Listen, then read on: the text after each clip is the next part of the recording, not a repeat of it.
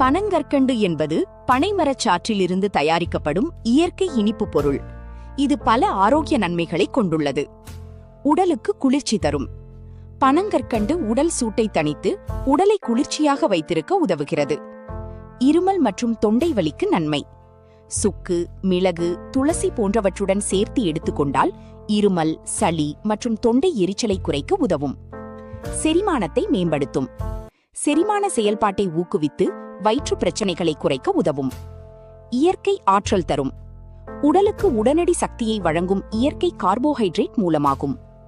இரும்புச்சத்து மற்றும் தாதுக்கள். சிறிய அளவில் இரும்புச்சத்து, கால்சியம் மற்றும் பிற தாதுக்களை வழங்குகிறது. வெப்ப காலங்களில் சிறந்தது. சர்பத், பால், நன்னாரி போன்ற பானங்களில் சேர்த்து குடித்தால் உடல் புத்துணர்ச்சி பெறும். குழந்தைகளுக்கும் பெரியவர்களுக்கும் ஏற்றது. சர்க்கரைக்கு மாற்றாக அளவோடு பயன்படுத்தலாம். எப்படி சாப்பிடலாம்? சூடான பாலில் கலந்து, சுக்கு காஃபியில் சேர்த்து, நன்னாரி சர்பத்தில் கலந்து, மூலிகை கஷாயங்களில் இனிப்பாக. கவனிக்க வேண்டியது: பனங்கற்கண்டு இயற்கையானது என்றாலும் இதில் இனிப்பு அதிகம் இருப்பதால் நீரிழிவு நோயாளிகள் மருத்துவரின் ஆலோசனையுடன் மட்டுமே பயன்படுத்த வேண்டும்.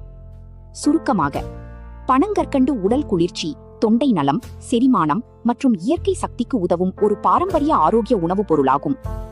பனங்கற்கண்டை எப்படி சாப்பிட வேண்டும்? பாலுடன்.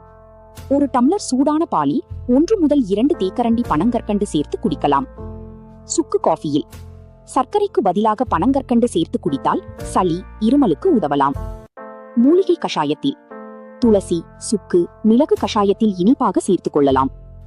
நன்னாரி சர்பத்தில் குளிர்ச்சியான பானமாக நன்னாரியுடன் கலந்து அருந்தலாம். நேரடியாக சிறிய துண்டுகளாக உடைத்து வாயில் போட்டு மெதுவாக கரையவிட்டு சாப்பிடலாம். தினமும் எவ்வளவு? பெரியவர்கள் 10 முதல் 20 கிராம் வரை அளவோடு. குழந்தைகள் 5 முதல் 10 கிராம் வரை. அதிகமாக சாப்பிட்டால் இரத்த சர்க்கரை அளவு உயரலாம். எனவே அளவோடு பயன்படுத்துவது நல்லது.